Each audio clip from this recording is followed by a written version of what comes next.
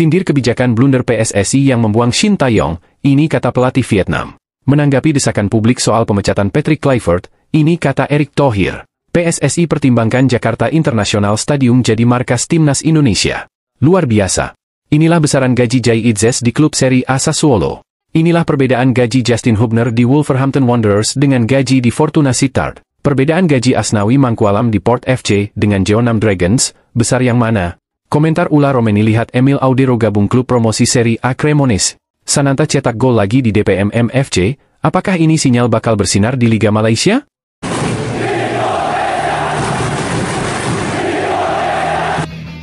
Sindir kebijakan blunder PSSI yang membuang Shin Tae-yong, ini kata pelatih Vietnam. Pelatih timnas Vietnam, Kim Sang-sik, membuat pernyataan mengejutkan terkait pemecatan Shin Tae-yong dari kursi pelatih timnas Indonesia. Dalam wawancara eksklusif dengan media Korea Selatan, Yonhap News, dia mengaku diuntungkan dengan kepergian sang kompatriot. Kim secara terbuka mengakui bahwa timnas Indonesia akan menjadi lawan yang jauh lebih berbahaya jika masih diasuh Shin Tae-yong.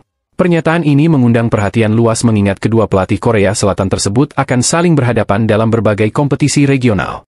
Komentar Kim ini muncul di tengah momentum positif Vietnam yang baru saja menjuarai Piala AFF U23 2025 di bawah asuhannya. Sementara itu, STI kini telah hijrah ke Korea Selatan untuk menangani klub Ulsan HD setelah dipecat PSSI awal tahun ini. Pernyataan tegas pelatih berusia 52 tahun ini sekaligus menjadi pengakuan tidak langsung atas kemampuan taktik Shin Tae-yong. Kim menilai kepergian STI dari Indonesia merupakan keberuntungan besar bagi Vietnam dalam persaingan sepak bola Asia Tenggara. Pengakuan jujur pelatih Vietnam.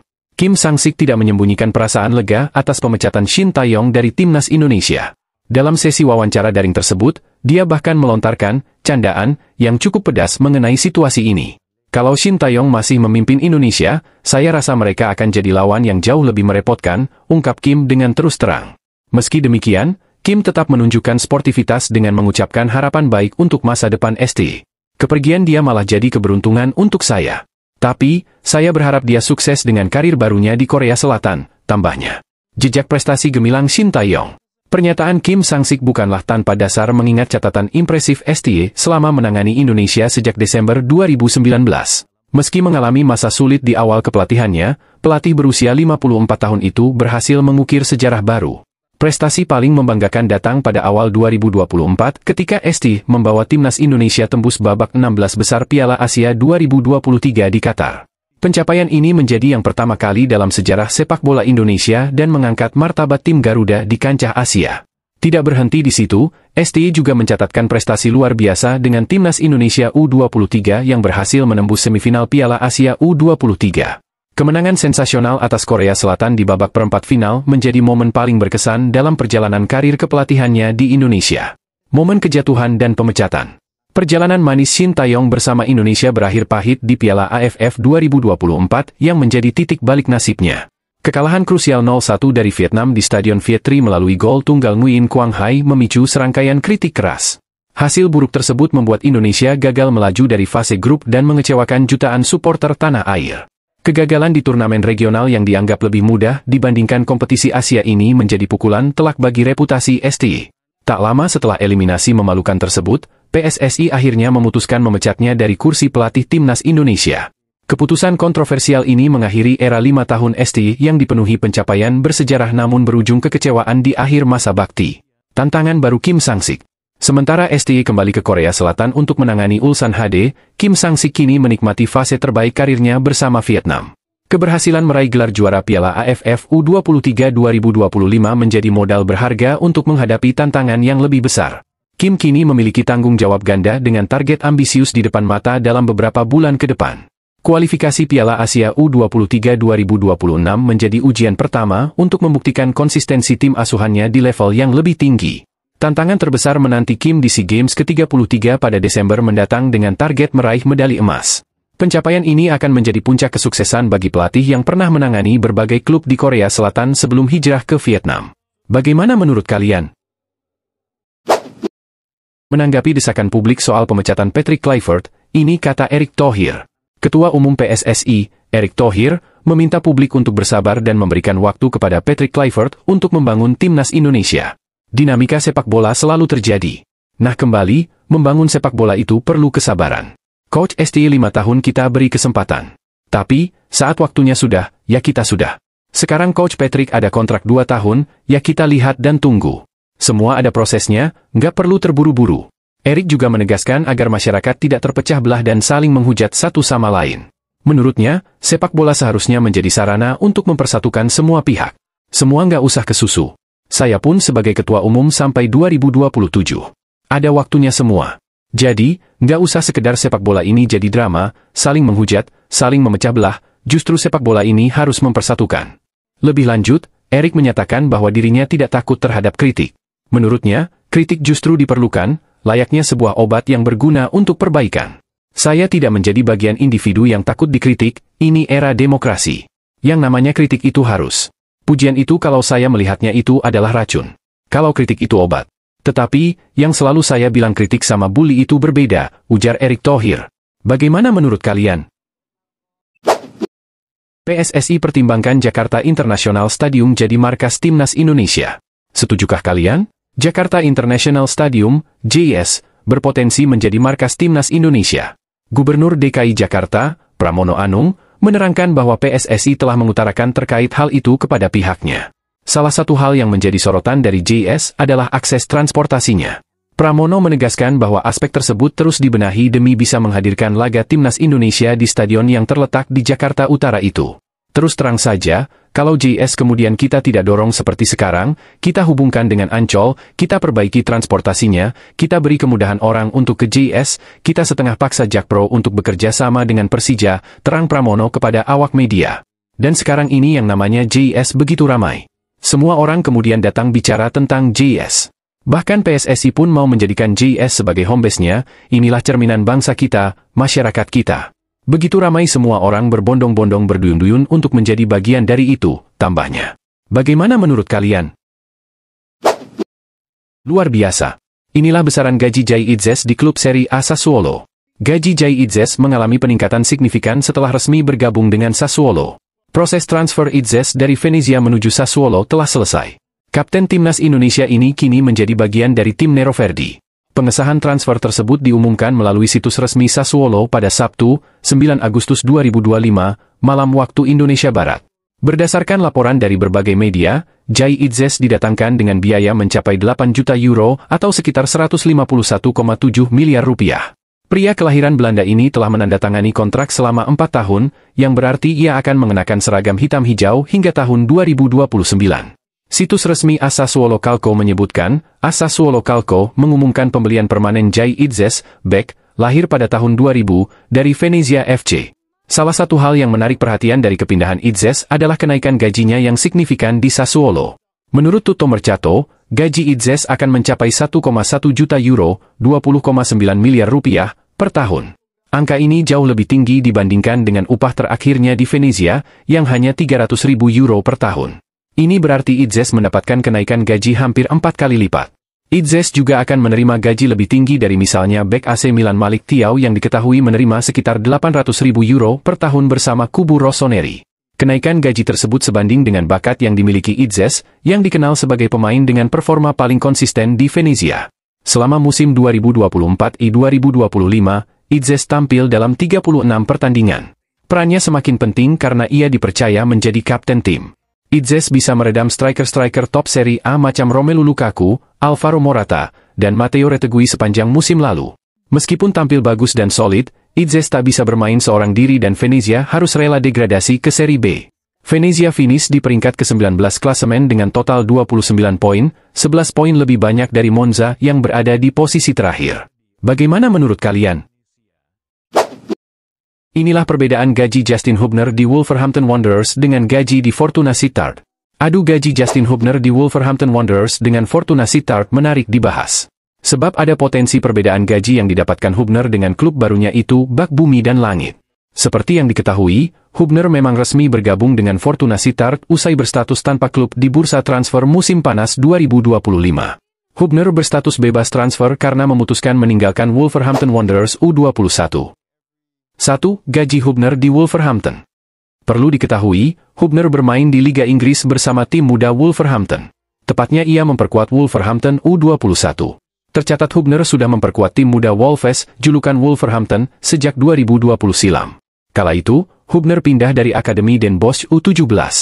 Lalu di 2024, Hubner sempat dipinjamkan ke Liga Jepang untuk bermain bersama Cerezo Osaka. Hanya saja, petualangan Hubner di Jepang begitu singkat, yakni hanya 4 bulan. Pada musim 2024-2025, Hubner kembali memperkuat Wolves U21. Selama membela Wolves U21, Hubner dilaporkan mendapatkan gaji 1.100 pounds atau sekira 24 juta rupiah per pekan. Jadi, selama semusim Hubner mendapatkan bayaran di Wolves U21 sebesar 96 juta rupiah. 2. Gaji di Fortuna Sittard. Sejauh ini, belum ada laporan pasti berapa bayaran Hubner di Fortuna Sittard. Namun, media-media di Belanda percaya Hubner mengalami kenaikan gaji. Pasalnya Hubner direkrut oleh klub yang bermain kasta teratas Liga Belanda, yakni Fortuna Sittard. Jelas berbeda dengan Wolves U21 yang bermain di Reserves League. Jadi, Fortuna pasti sudah menyiapkan dana untuk memberikan gaji yang lebih besar kepada Hubner ketimbang saat dirinya bermain di Wolves U21. Bagaimana menurut kalian? Perbedaan gaji Asnawi Mangkualam di Port FC dengan Jeonnam Dragons, besar yang mana? Adu gaji Asnawi Mangkualam di klub asal Thailand Port FC dengan saat bermain di Jeonnam Dragons menarik diulas. Apakah perbedaannya bak bumi dan langit? Diketahui, Asnawi jadi salah satu pemain Indonesia yang abroad atau berkarier di luar negeri. Dia sudah malang melintang membela klub-klub di Asia. Kini, Asnawi pun memperkuat klub Thailand, yakni Port FC. Pengalaman dan kiprah manisnya membuat Asnawi kerap diandalkan di timnas Indonesia. Menarik kini menilik gaji Asnawi Mangkualam. Lebih besar mana gaji Asnawi Mangkualam di Port FC atau Jeonnam Dragons? Berikut adu gaji Asnawi Mangkualam di Port FC dengan Jeonnam Dragons. 1. Gaji Asnawi Mangkualam di Port FC. Asnawi Mangkualam kini membela Port FC. Dia resmi direkrut klub asal Thailand itu pada 26 Januari 2024. Asnawi pun cukup diandalkan di Port FC. Alhasil, dia sudah mentas di 49 laga dalam berbagai kompetisi sejauh ini dengan catatan 2 gol dan 5 assist juga. Dengan kinerja yang apik, berapa bayaran yang didapat Asnawi? Beberapa laporan menyebut gajinya mencapai 4,29 miliar rupiah per musim di Port FC. Asnawi pun kini sudah memperpanjang kontraknya. Dia dipastikan bakal terus membela Port FC hingga 2029. 2. Gaji Asnawi Mangkualam di Jeonnam Dragons. Sebelum gabung Port FC, Asnawi membela klub Korea Selatan, yakni Jeonnam Dragons. Dia membela Jeonnam Dragons pada 2023 hingga 2024. Dikutip dari Transfermarkt, Asnawi didatangkan dari Ansan Grainers ke Jeonnam dengan nilai 5,65 miliar rupiah. Di sana, dia bermain sebanyak 27 kali dengan catatkan 2 assist. Soal gaji Asnawi Mangkualam di Jeonnam Dragons, ini tidak disebutkan secara pasti. Namun diperkirakan, gajinya mencapai 1 miliar rupiah per tahun. Dengan begitu, dia mengalami kenaikan gaji di Port FC. Bagaimana menurut kalian? Apakah besaran gaji tersebut sudah layak bagi seorang pemain sekelas Asnawi Mangkualam? Komentar Ula Romeni. Lihat Emil Audero gabung klub promosi Serie A Cremonese. Bergabungnya kiper timnas Indonesia Emil Audero ke klub promosi Serie A Italia, Cremonese mendapat tanggapan dari Ula Romeni. Cremonese ialah klub promosi Serie A musim 2025-2026. Mereka mengumumkan bergabungnya Emil Audero pada Minggu, 27 Juli 2025. Emil Audero bergabung ke Cremonese secara pinjaman dari klub Serie A lainnya, Como 1907. Peminjaman kiper kelahiran Mataram itu berakhir pada 30 Juni 2026. Itu artinya Emil Audero akan bersama Cremonese 1 musim ke depan. Bergabungnya Emil Audero mendapat reaksi dari rekan setim di timnas Indonesia, Ula Romeni. Ula Romeni memberikan komentar dalam unggahan Instagram Cremonese terkait bergabungnya Emil Audero. "Let's go," tulis Ula Romeni. Pemain timnas Indonesia lain, Ragnar Oratmangoen memberikan emotikon hati dan api. Asisten pelatih timnas Indonesia, Denny Lanzaat menyematkan emotikon lengan berotot dan api. Sebelumnya Emil Audero menjalani masa peminjaman ke klub Serie B Palermo. Ia pernah memperkuat 2 klub raksasa Italia, Inter Milan dan Juventus. Bersama Juventus, Emil merasakan gelar Serie A 2015, 2016 dan 2016-2017. Saat di Inter Milan, Emil juga meraih gelar Serie A musim 2023-2024. Kiper 28 tahun itu adalah jebolan didikan Juventus. Setelah dari tim senior Juventus, ia dipinjamkan ke Venezia dan Sampdoria yang kemudian mempermanenkannya pada 2019. Saat di Sampdoria ia dipinjamkan ke Inter Milan.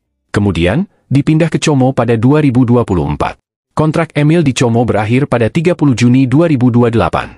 Bagaimana menurut kalian? Sananta cetak gol lagi di DPMM FC, Apakah ini sinyal bakal bersinar di Liga Malaysia? Ramadan Sananta kembali unjuk ketajaman dengan gol yang dicetaknya bersama klub dari Brunei Darussalam, DPMM FC. Sananta mencetak 2 gol saat DPMM mengalahkan klub peserta Championship musim depan, Sumsel United di Stadion Nasional Hassanal Bolkiah, Brunei, Sabtu 2 Agustus. Di laga ini, DPMM menang 5-0 atas Sumsel United. Sananta yang bermain sebagai starter membuka keran gol tuan rumah. Di babak kedua, penggawa timnas Indonesia itu kembali mencetak gol sekaligus gol keduanya ke gawang tim asuhan Neil Maizar. Brace ke gawang Sumsel United ini jadi impresi yang positif buat Sananta buat klub barunya. Sebelumnya, Sananta juga mencetak 2 gol saat DPMM FC beruji coba melawan Sabah FC. Mantan pemain Persis Solo dan PSM Makassar itu memborong 2 gol kemenangan DPMM atas Sabah FC dengan skor 2-1. 4 gol yang sudah dicetak sejauh ini jadi sinyal bagus buat Sananta. Pemain berusia 22 tahun itu punya modal kepercayaan diri untuk mengarungi kerasnya persaingan di Liga Malaysia bersama DPMM FC. Saat mengumumkan perekrutan Sananta, pihak klub memastikan pemain kelahiran Lingga, Riau itu akan jadi mesin gol tim. Sejauh ini, label itu bisa dijawab dengan baik oleh Sananta. Jika Sananta mampu menampilkan performa gemilang di Liga Malaysia, hal tersebut akan membuka peluang baginya untuk rutin dipanggil ke skuad timnas Indonesia oleh pelatih Patrick Kluivert. Bagaimana menurut kalian? Apakah Sananta akan bersinar di Liga Malaysia?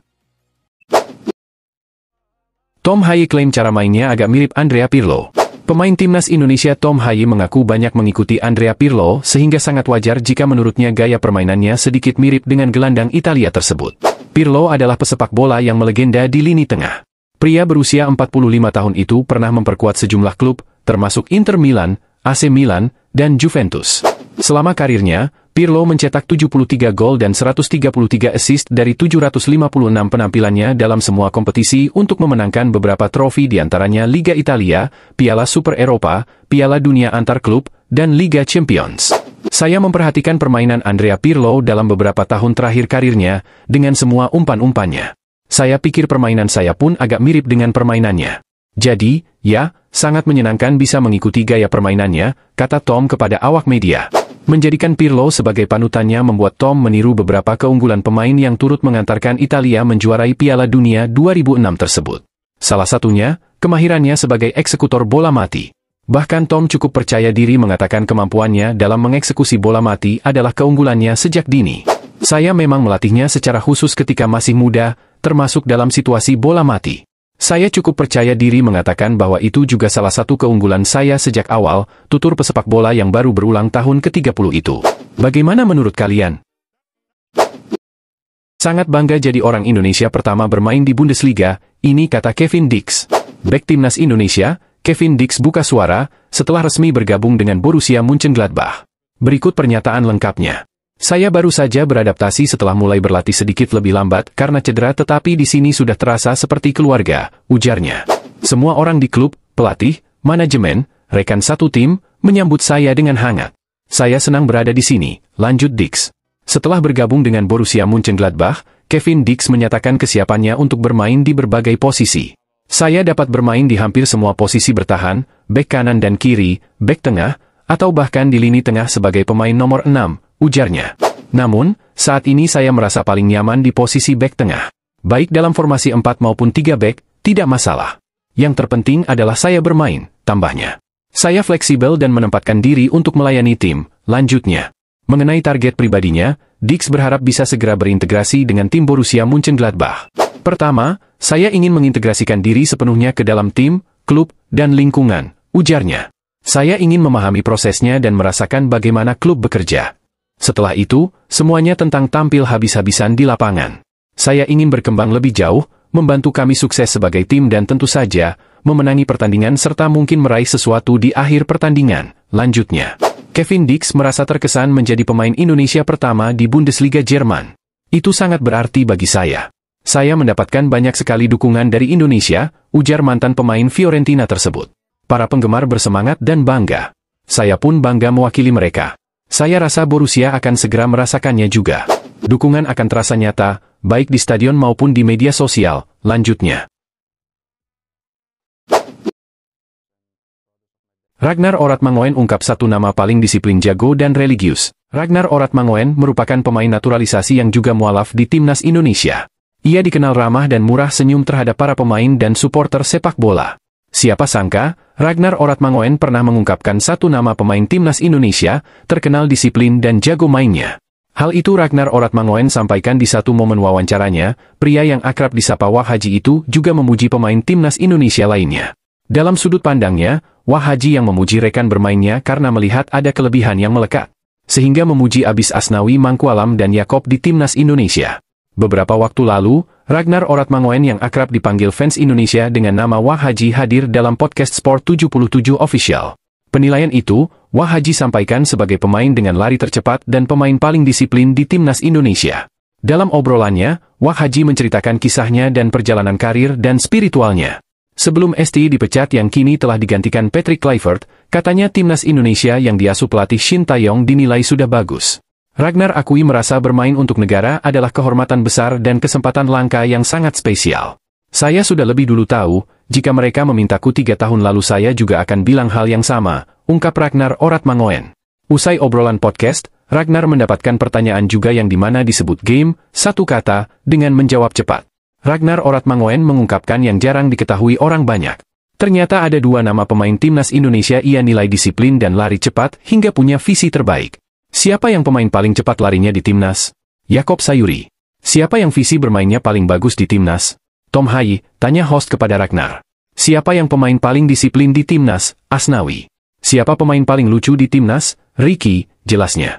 Sebagai informasi, pemain timnas Indonesia Yakob Sayuri ternyata sosok yang taat ibadah. Ia diketahui beragama Kristen. Si kembar asal klub PSM Makassar, Yakob Sayuri dan Yance Sayuri, mendapat panggilan bergabung ke timnas Indonesia untuk FIFA Matchday Maret 2023 lalu. Dengan beda posisi, sang kakak, Yakob Sayuri bermain sebagai penyerang, sedangkan Yance Sayuri menempati posisi pemain bertahan. Kemudian pemain Asnawi Mangkualam ialah pemain kelahiran Makassar. Asnawi juga terkenal sosok yang religius. Kehebatannya dalam bermain tak diragukan lagi, sebab pemain Muslim Asnawi Mangkualam itu baru saja melanjutkan kontraknya dengan klub luar negeri. Diketahui, Asnawi datang ke Port FC pada awal tahun 2024 alias pertengahan musim 2023-2024. Penampilan Asnawi sudah membuat Port FC terpikat hingga tekan kontrak sampai 2029. Kabar baiknya, timnas Indonesia tak lama lagi akan melanjutkan laga babak ketiga di kualifikasi Piala Dunia 2026. Jadwalnya skuad Garuda bersama pelatih baru ini akan bertandang ke Australia pada Maret mendatang. Bagaimana menurut kalian?